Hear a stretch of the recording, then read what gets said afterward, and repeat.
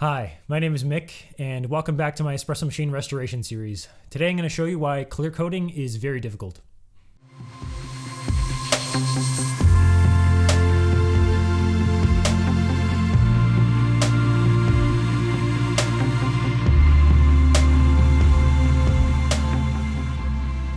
So if you watched the episode where I tried to plate this thing myself, you may remember that I was getting stuff that looked like rust,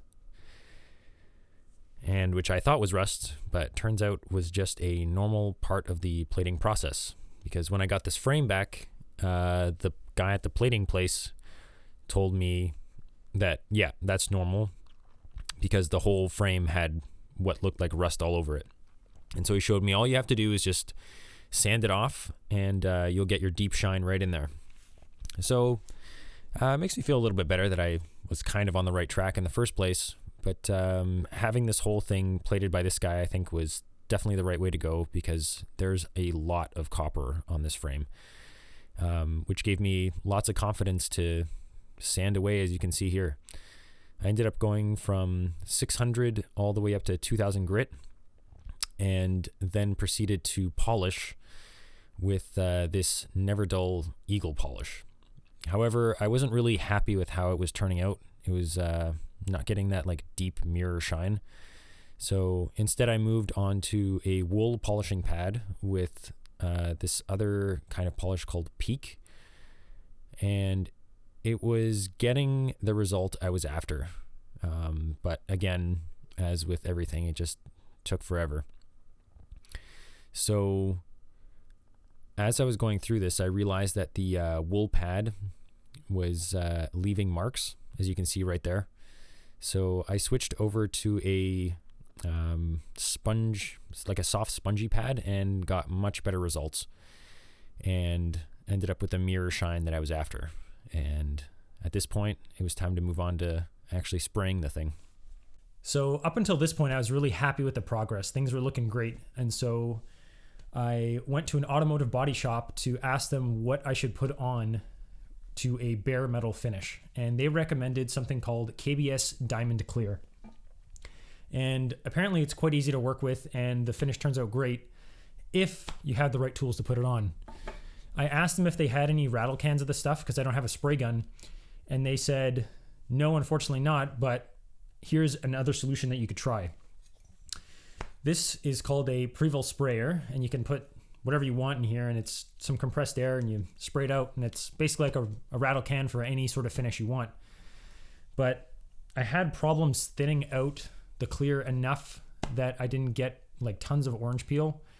And what ended up happening was, because of my lack of experience in spraying anything, I ended up with a horrible looking finish with tons of runs and air bubbles, which I found out later from KBS themselves that is caused by putting too much finish on whatever it is you're putting it on.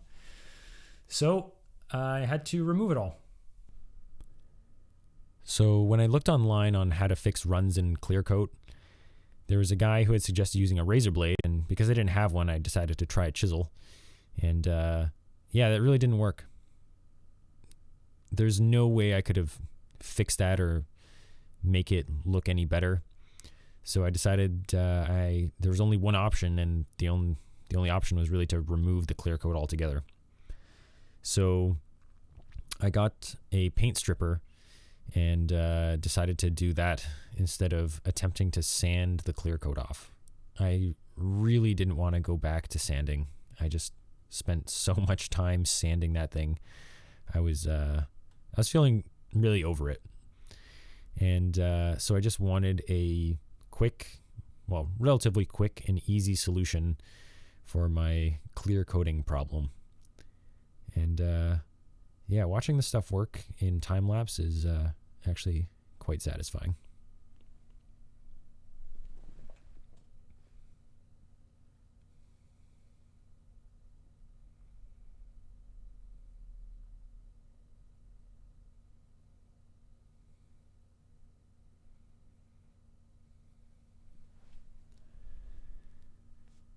Now that the clear coat was off, I could, attempt to see if just a simple polish would bring back the shine, and Sure enough, it did.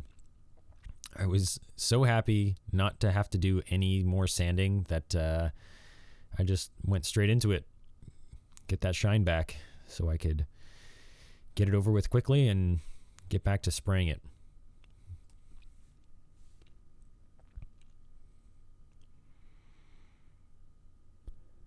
So someone who knew their stuff told me that the key to a good clear is temperature. So I made sure that the can itself was as close to 30 degrees as I could get it. And I also put a space heater right above the piece so that when I was coating it, the metal would be, higher than ambient temperature, and that would also help it to cure. Now, I'm still not great at spraying. It really is an art form. Like, I have massive respect for the people that do this for a living, especially the ones who do it really well. And as you can see in this shot here, like I didn't cover it all that well, And so when I was going to fix the imperfections, of which there were numerous ones, like a couple runs here and there, I made sure to go with a 3000 grit sandpaper to take off as little as possible. And then I used cutting compound just to go over it lightly. And the result was, I hate to say it, not as good as the bare metal. Like, the clear is clear enough, like there is a shine there, but the bare metal did definitely look better. And I guess I'm torn as to what really I should have spent my time on, because on the one hand, yeah, it did look better, but it does also need to be protected, I guess. It is more maintenance to keep bare metal, because if you want it to stay shiny, you obviously have to polish it every once in a while. And if you scratch it, then you're scratching the metal, not a clear. So it's harder to bring back. But yeah, I'm really conflicted about this one. I'm not really sure what I should have spent my time on. So if you made it this far in the video, the first thing I want to say is thank you for watching. And I want to say a special thanks for those who have subscribed. It really does mean a lot to me to see so many people interested and engaged in this project. As for the frame, I've been thinking a lot about whether to try and strip it and do it again. And I feel like at this point, I just need to move on. And the other thing about it is that, at the end of the day, it's a 40-year-old espresso machine. It's going to have some flaws. It's going to have some character. That's my positive spin on what it looks like right now. And I feel like my quest of perfection is getting in the way of progress on this thing. I forget who said it, but someone smarter than me said, don't let the perfect be the enemy of the good. Yeah. The frame is good. I just need to move on. So the next thing is going to be reassembly. So stay tuned. Hopefully I'll get something out soon. Thanks.